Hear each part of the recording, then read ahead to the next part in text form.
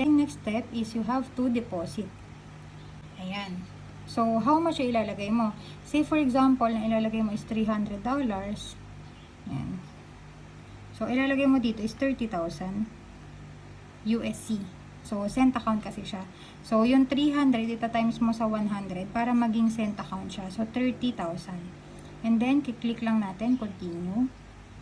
Kinompute mo, $300 lang talaga yun. At $300 lang di mababawas sa'yo. So, say for example, na ang gagamitin mo na pang deposit is yung debit card mo, ito i-click mo. So, yan, naka-check na siya. So, kiklik mo lang continue. Pero, sa case na to, ang gagamitin natin pang deposit is GCash.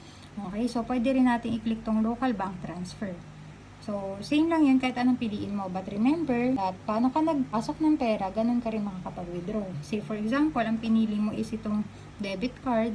Kapag nag-withdraw ka, sa debit card mo rin siya papasok. Pero kung GCash ka maglalagay ng pera, GCash ka rin makakapag-withdraw. So, ito yung pipiliin natin, tertiary. And then, click lang natin continue.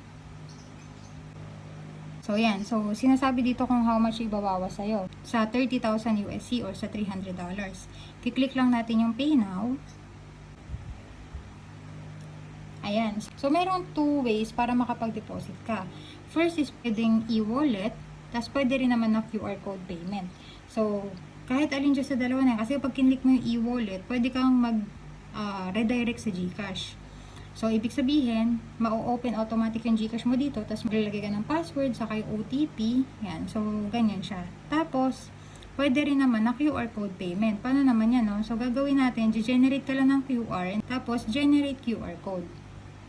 So, wait mo lang mag-load, and then may lalabas na QR dyan. Pwede mong i-screenshot, and then i-upload mo sa GCash mo, and then pay to QR. So, ayan yung QR code, no? So, pwede natin to i-screenshot. Pagka-screenshot mo, pupunta ka sa GCash account mo. And then, click mo lang to, QR. Tapos, upload QR. Allow. Tapos, kiklik mo lang to. Upload tayo ng QR, and then, ayan siya. Payment. Okay, so ito daw ibabawas sa account mo. And then, pay na natin. So, ayan, nagbabago-bago yung palitan. So, ngayon kasi mababa yung palitan. So, kaya 16,000 lang, no? Usually, mga 17,000 plus. So, ayan na siya. Tapos, screenshot mo lang din. Ayan. Para meron ka lang din proof if ever.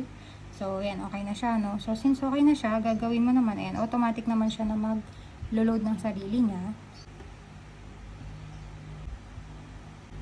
Ayan, wait mo lang mag-load. Tapos, close mo lang to. And then, ayan na siya, 30,000 USC. So, back to homepage lang tayo. Ayan. So, na-deposit na daw siya. Then, ngayon, dahil meron tayong bonus for now, na meron tayong 100% deposit bonus na galing sa broker, ang mangyayari sa fund natin is madodoble siya. So, naging 60,000 USC. Ibig sabihin, dineposit mo is 30,000 cents, tapos nagbigay sila ng deposit bonus or credits na 30,000. That's why naging 60,000 USC. So, kapag wala na, for example, na bonus, ang mangyayari dyan is dapat ang ilagay mo dito is 600 USD. Kasi ang minimum to fund sa ating bot ay $600. Okay? So, yan na siya. 600 US dollars na siya or US dollar cents. Ang next step naman is makapag-copy trading ka na. Panoorin mo yung next video and congratulations!